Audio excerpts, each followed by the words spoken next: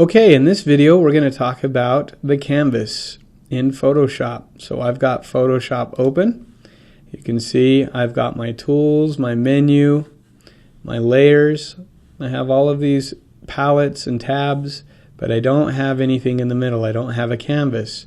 And what I need to do is I need something here so I can start to work on a project. So I'm going to go to File and New.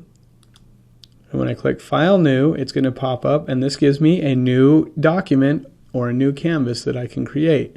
So I can go ahead and name this whatever I would like. We'll just call it letterhead. And the size is 8.5 inches wide by 11 inches tall at 300 resolution, or pixels per inch, or dots per inch. And the color mode is CMYK. So this looks good for now. We'll go ahead and we will hit OK.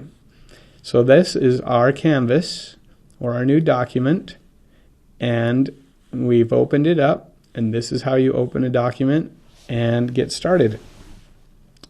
Now, in this document, you'll notice that we have all of these different tools, and we have these different menus, different windows.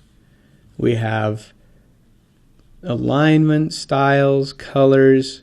We have all of these things, but what I want to do is I want to talk about setting up your workplace.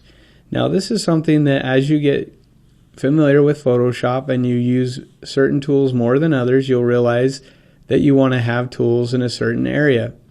Now, up here, you'll see that there is Essentials, there's Painting, and notice that it changed my layout. This is if I were going to be doing more like artistry, or if I was a photographer, it would change for photography.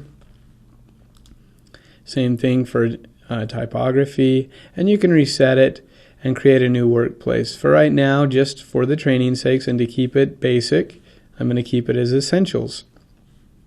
Now you can flip through the different tabs, and you can see that there's obviously different windows, and it can get pretty overwhelming, but for right now I just wanted to show you how to set up a document and how to get it ready to go to where we can start to work on it.